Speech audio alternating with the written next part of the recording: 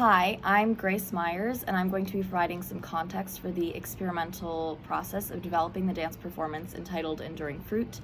The grand title of this research endeavor is Dancing to Resurface Ancestry, Cooperative Ecology and the Body in a Kin-based Contemporary Dance Commune.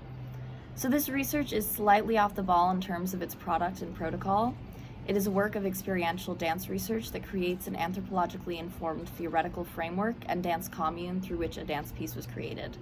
The research, in practice, was a 3-week dance commune wherein 5 dancers lived together and we collectively engaged specifically designed movement experiments every day, which informed the creation of a culminating work entitled Enduring Fruit, which was performed for a socially distanced audience outside at the Forest Park Pavilion, at the World's Fair Pavilion at Forest Park in May of 2020. I was the researcher and choreographer, but as dance is highly collaborative, the participating dancers held a lot of weight in the process and product. So a shout out to Leanne Gettler-James, Janelise Lane, Gabrielle Samuel, and Claire Spinard for participating in this dance commune research. This dance commune was an endeavor of experiential research into the human body.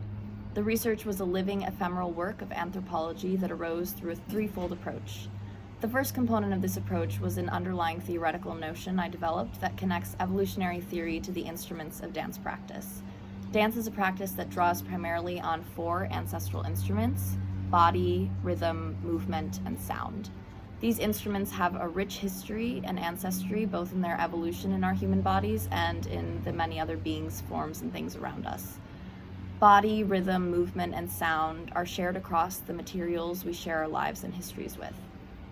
For example, squirrels and grass embody all 4 instruments when considering the materiality and cycles of their life, and even the particles in a table are moving.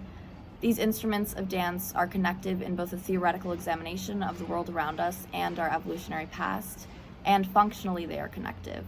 The instruments of dance are used to consciously synchronize and connect our bodies and selves as we dance together. So, as we danced during this project, we paid specific attention to the historied fabric of dance's instruments that are entangled in our body. And when dancing, we consciously engaged the instruments as a source of synchrony between each other and our environment. This process informed our embodied knowledge about the origins and function of dance as a connective and social practice for the human species, and allowed us to interrogate what dance presently means to us as individual people living in attempted ecological cooperation with other people and beings in the world. The second component of this research was the creation and engagement of a dance commune that reflected a small kin group structure wherein 5 dancers lived together for 3 weeks and engaged specifically developed movement experiments each day. The commune was in part a reaction to the coronavirus pandemic and the smaller kin groups it isolated us to.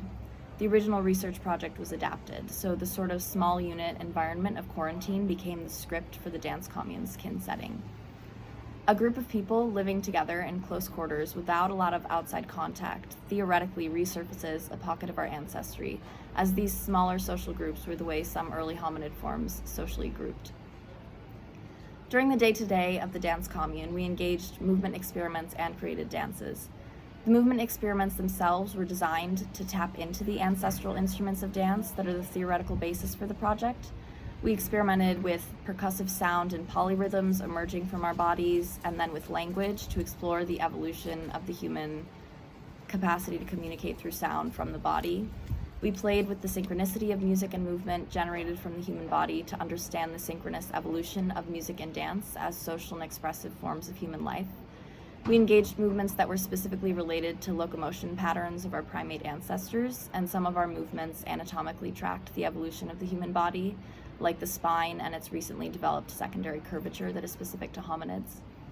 We did highly tactile, contact-oriented experiments where we shared weight and created structures to hold each other's bodies.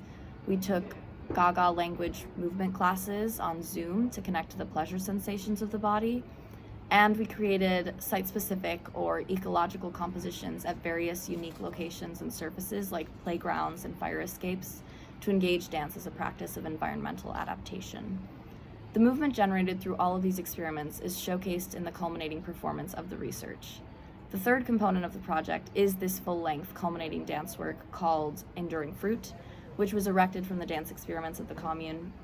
The piece was performed outdoors at the World's Fair Pavilion in Forest Park during May of 2020 for a live socially distanced audience of about 35 people. A film of a rehearsal of this dance piece is the accompanying video to this presentation, and you are welcome to watch it. It integrates ecological dance composition with the ancestral instruments of dance to tell a journey of the human body that progresses through playful primal connective movement and into embodied forms of European Renaissance portraiture, and it continually integrates the ancestral instruments of dance. As this research is experientially based and a work of dance, the work is ephemeral and rooted in the specific group of people's ontology during the coronavirus pandemic when the research took place. It is an unreproducible product of the people who engaged it, but the same frameworks of a dance commune could be applied to another group of individuals and an entirely new creative project would emerge. This research project therefore offers a potential framework for generating dance choreography, and it also engages a radical political project on a very microscopic scale, in that redistributing the wealth of an institution like WashU was the main component of the research funding. The Sura funds went to pay the dancers who collaborated on this research endeavor to ethically compensate their labor, and it happens that the majority of the dancers are from low-income backgrounds and are women of color, so this political aim of redistributing the wealth in a small way was in part an underlying effort of the work. We danced as a process of tapping into embodied knowledge about the evolution of dance and its connective potential. We created a piece of performance art that was performed publicly and free, with serendipitous audiences staying to watch us at the pavilion every time we rehearsed. And we a little bit took money from the man to compensate dancers for their work, and by the man I mean Washington University.